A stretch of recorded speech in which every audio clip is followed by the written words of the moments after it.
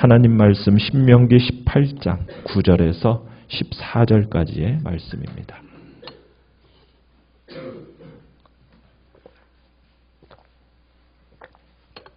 신명기 18장 9절에서 14절까지의 말씀 교독하겠습니다. 내 하나님 여호와께서 내게 주시는 땅에 들어가거든 너는 그 민족들의 가증한 행위를 본받지 말 것이니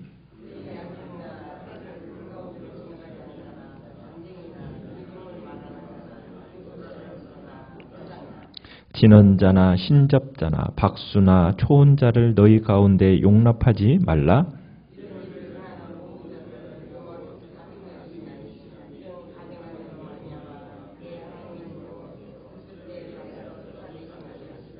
너는 내 하나님 여호와 앞에서 완전하라. 내가 쫓아낼 이 민족들은 기륭을 말하는 자나 점쟁이의 말을 듣거니와 내게는 내 하나님 여호와께서 이런 일을 용납하지 아니하시느니라. 아멘. 오늘 말씀의 제목은 완전한 신앙을 위한 몸부림이라는 제목으로 말씀을 나눕니다.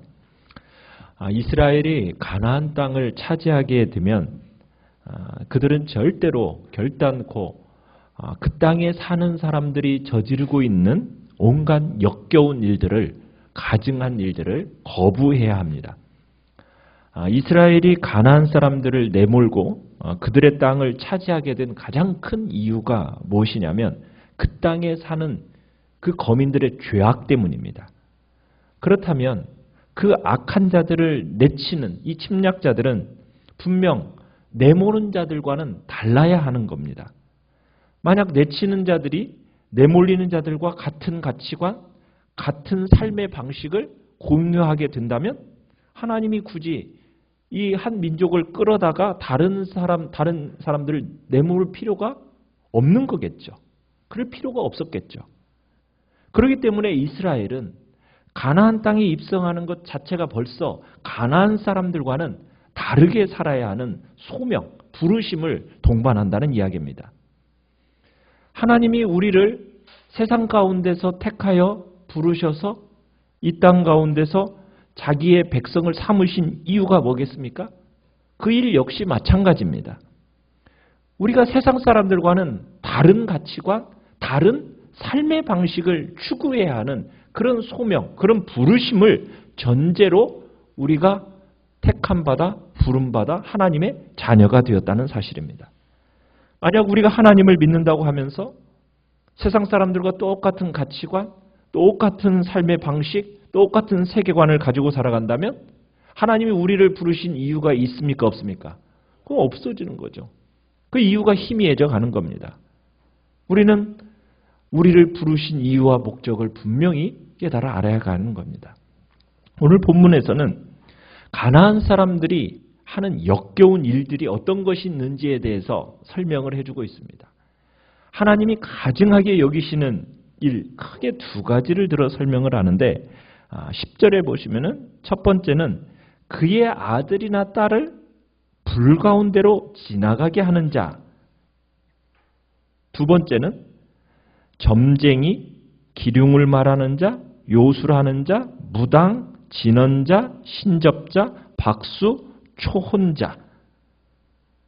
여기서 진언자라고 하는 것은 주문을 외우는 사람, 신접자 하면은 귀신을 불러서 물어보는 사람, 박수, 그 다음에 여기서 초혼자, 혼백에게 물어보는 일을 하는 사람, 이런 사람들입니다.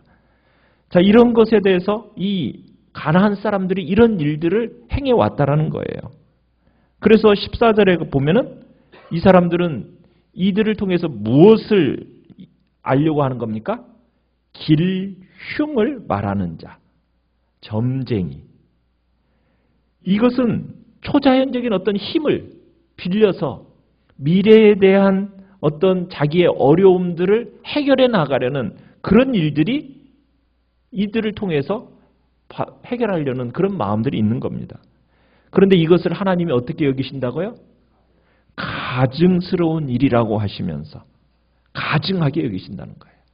하나님 앞에서 이런 일은 가증하다라고 하나님이 분명하게 성경에서 가르치고 계십니다. 여기서 그의 아들이나 딸을 불가운데로 지나가게 한다.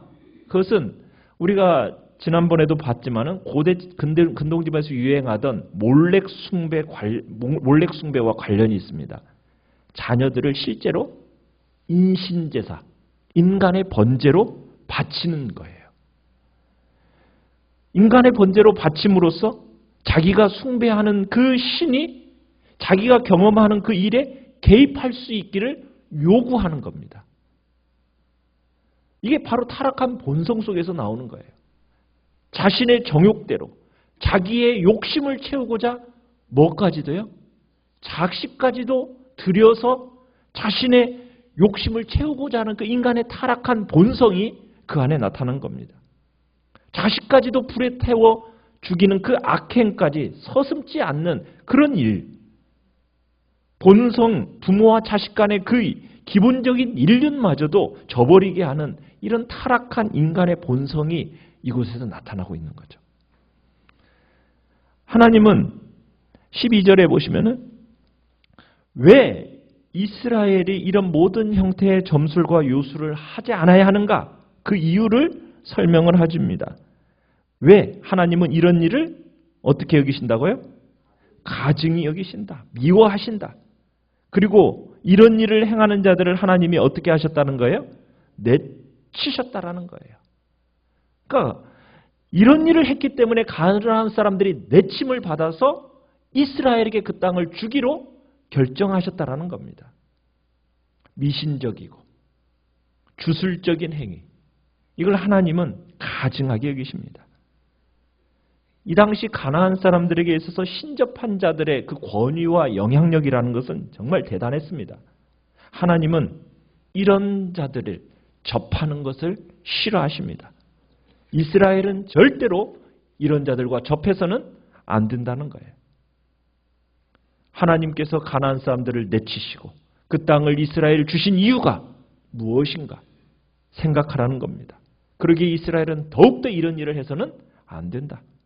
가나안 사람들처럼 점수를 사용한다면 절대로 용납할 수 없다. 14절에 가서 그러죠. 내 하나님 여호와께서 이런 일을 용납하지 아니하신다. 이 시대도 마찬가지입니다. 우리 주변에도 귀신의 힘을 빌려서 미래를 예견하고 기륭 화복을 판단하는 자들, 또 그들을 추종하는 자들이 얼마나 많이 있습니까?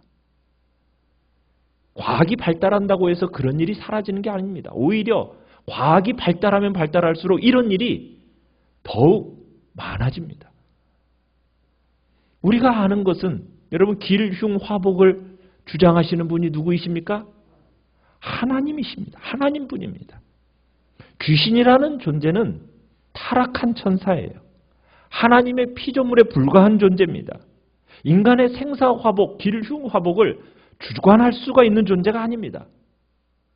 사람들처럼 때가 되면 하나님의 심판을 받게 될 거고 결국 귀신이라는 존재도 영원한 지옥 형벌에 멸망에 처해질 수밖에 없는 유한한 존재라는 것을 우리는 기억해야 됩니다. 귀신이라는 것은 우리의 미래에 대한 완전한 지식을 가지고 있을 수가 없습니다. 설령 미래의 일에 대해서 무엇을 안다고 한지는 모르지만 그 안다는 것은 극히 일부고 단편적인 부분에 지나지 않는 거예요.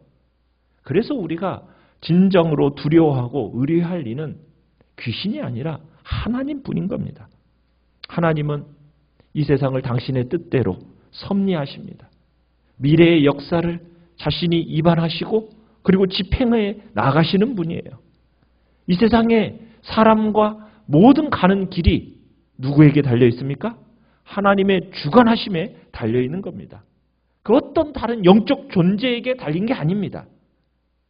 그들에 의해 마음대로 알려질 수 있는 것도 아닙니다.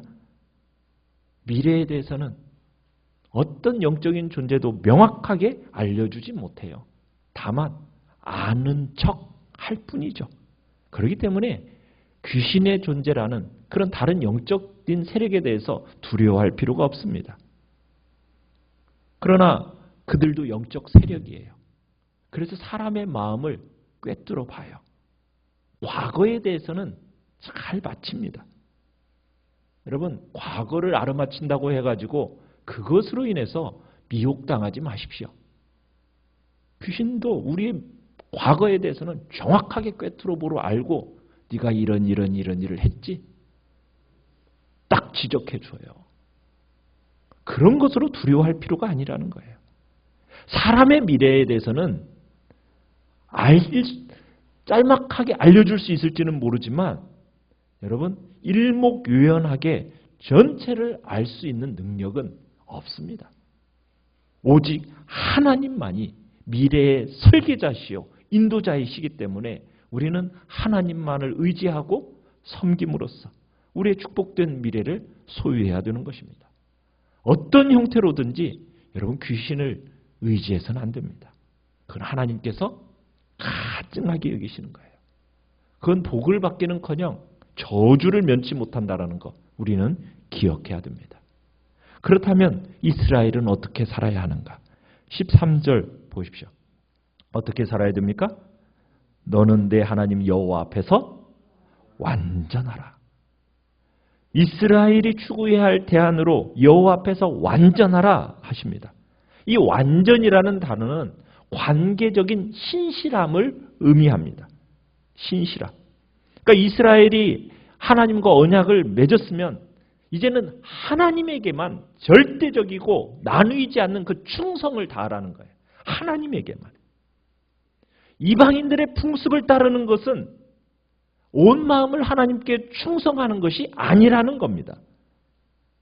이교적인 풍습, 세상의 풍습을 따르는 것은 하나님 앞에서 완전하지 못하다는 거예요. 하나님은 성도의 마음 전부를 갖기를 원하시는 거예요. 100%. 이 시대는 사탄이 끊임없이 성도의 그 마음의 한 자락을 차지하기 위해서 여러 가지로 유혹을 하고 있어요. 우상 숭배라는 것은 틈새를 보이는 것으로부터 시작이 됩니다.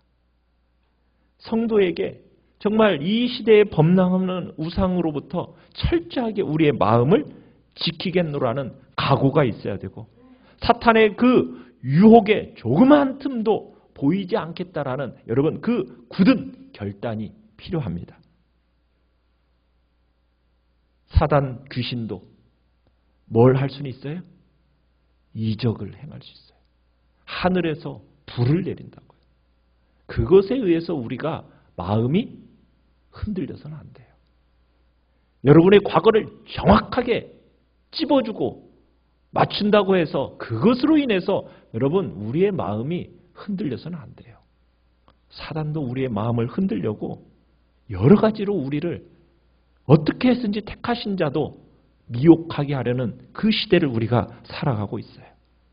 우리의 마음 흔들리지 않도록 오직 하나님 한 분, 그 한 분에게 나의 충성과 나의 사랑을 드리겠다라는 굳은 결단이 있어야 됩니다. 완전한 믿음의 고지를 향해서 여러분 달려가시길 바랍니다.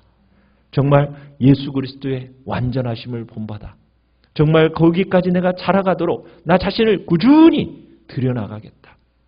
정말 나의 신앙의 어떤 초보 상태에 머물러 있지 않고 보다 높은 신앙의 단계 올라설 수 있도록 나 자신을 힘써 채찍질을 하면서 그 완전의 자리를 향하여 내가 힘써 나아가겠다라는 결단이 우리 안에 있어야 되는 겁니다. 여러분, 우리가 그러한 단계에 올라감에 있어서 우리의 힘으로 되는 게 아니죠. 우리의 주님의 도우심이 필요합니다. 완전에 이를 수 있도록 우리가 정말 예수 그리스도 그분을 붙들고 그분을 의지하고 나의 연약함을 일으켜 세워주시는 그분을 신뢰하면서 우리는 이 믿음의 길을 가는 것입니다. 그럴 때 우리가 예수 그리스도의 그 형상을 점점 닮아가 완전에 이를 수 있게 되는 겁니다. 그래서 오늘 한 날도 정말 우리가 믿음으로 정말 우리를 향하여 끊임없이 유혹하고 우리를 넘어뜨리려는 그 사단의 그 유혹 앞에 절대로 넘어지지 않겠다고. 때로 우리의 인생이 안 풀릴 때 하나님의 말씀을 제쳐두고 어디 내 마음을 시원하게 해줄 뭔가를 알려줄 여러분 그런 기독교 속에서의 어떤 예언, 신유, 은사집회 여러분 그런 대로 쫓아다니다가 우리의 마음을 빼앗겨 버립니다. 우리가 정말 마음을 놓치지 않아야 할 그곳은 하나님의 말씀입니다.